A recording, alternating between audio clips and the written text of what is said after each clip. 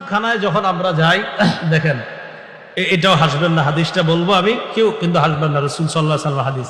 প্রস্রাবখানায় যাওয়ার পর বা টয়লেটে যাওয়ার পর বলেন লজ্জাস্থান খোলা হয় কিনা? হয়, এটা স্বাভাবিক কথা। সেখানে লজ্জাস্থান নিয়ে শয়তান খেলা করার চেষ্টা করে, নাউজুবিল্লাহ। এখন ওর থেকে বাঁচার জন্য কি করবেন?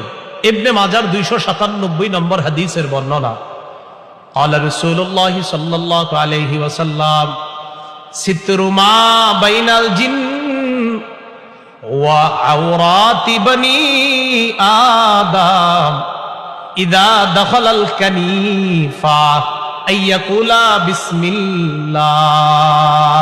কোন বান্দা যখন টয়লেটে প্রস্রাবখানায় যায়, সে যদি আগে যাওয়ার আগে আল্লাহর নাম নেয়, বিসমিল্লাহ নেয়, এই বিসমিল্লাহ বলে যদি সে যায়, যাওয়ার পর সে যখন ভিতরে যাবে, রাসূল সাল্লাল্লাহু আলাইহি সাল্লাম বলেন শয়তান, জিন শয়তান আর আদম সন্তানের লজ্জাস্থানের মাঝে পার্থক্য হলো বিসমিল্লাহ।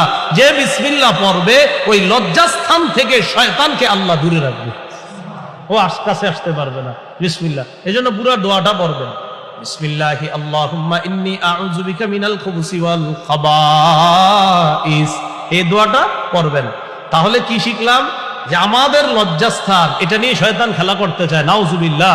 এই জন্য দোয়া পরে ঢোকা, দোয়া পরে বের হওয়া।